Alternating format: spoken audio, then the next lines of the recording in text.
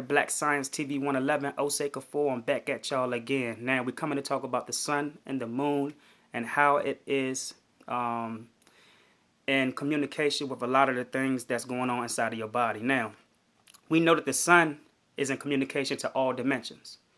And the sunlight from the sun is the information that's bouncing from those dimensions onto the moon. So therefore, the moon does what?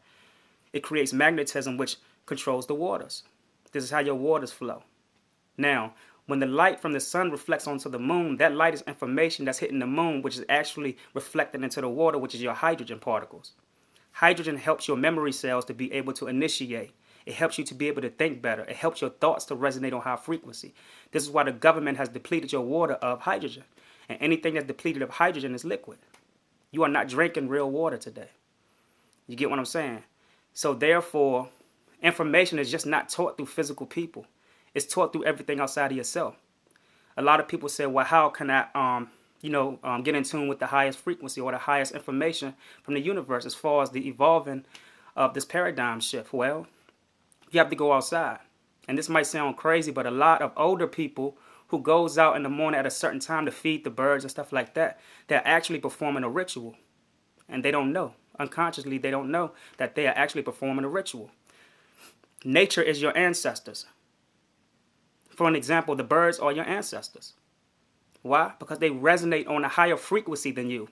Don't you know that birds can pick up sound which is thought from 5 miles, within 5 miles radius?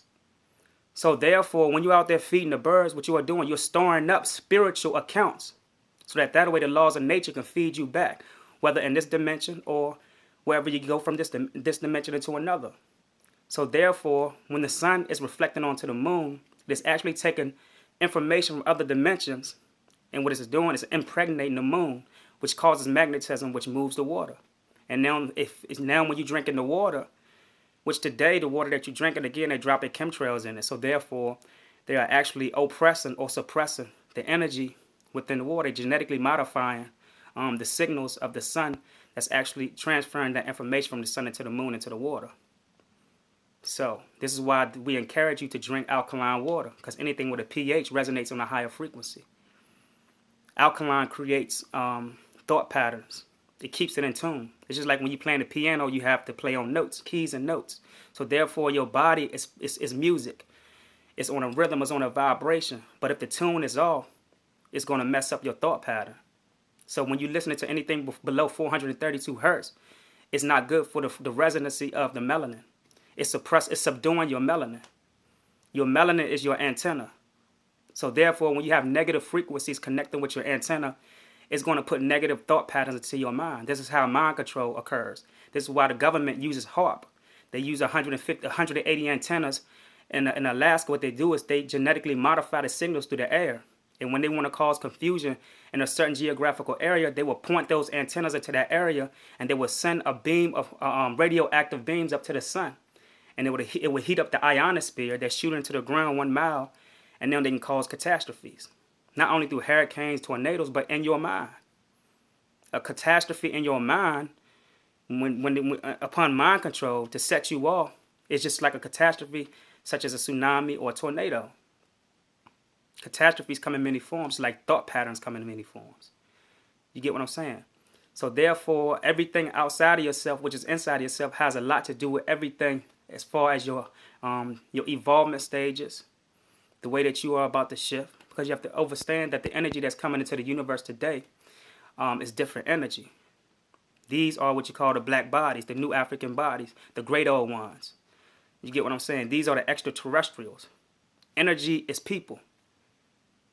You get what I'm saying? So when the sperm connects to the egg, you have to understand that they are communicating with each other.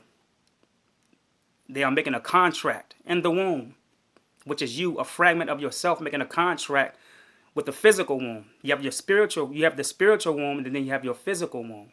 Both makes a contract with each other. You get what I'm saying? So at that time, the information or the consciousness is pre-encoded within that sperm cell, which is connecting with that egg. You get what I'm saying? So therefore, you don't come here to learn anything. It's already pre-encoded in your genetic codes. A code is something that needs to be awakened. You have to spark a code. In order for codes to be able to be initiated, you have to spark it. meaning that a part of you from a past life, you can run into a part of yourself through somebody else, and they might say something to spark that genetic code. And now you have an extra strand of DNA that's being plucked. You get what I'm saying? It's like the strings on a guitar. Certain strings on a guitar cater to certain frequencies within your body. This is where your rhythm comes from. You get what I'm saying? The sun is music. When you're watching the sun, it's playing a tune. It has a heartbeat as well, which is in tune with your heartbeat. You get what I'm saying? So with that much said, Black Science TV 111, Osei Kufuor, I'm out. Peace.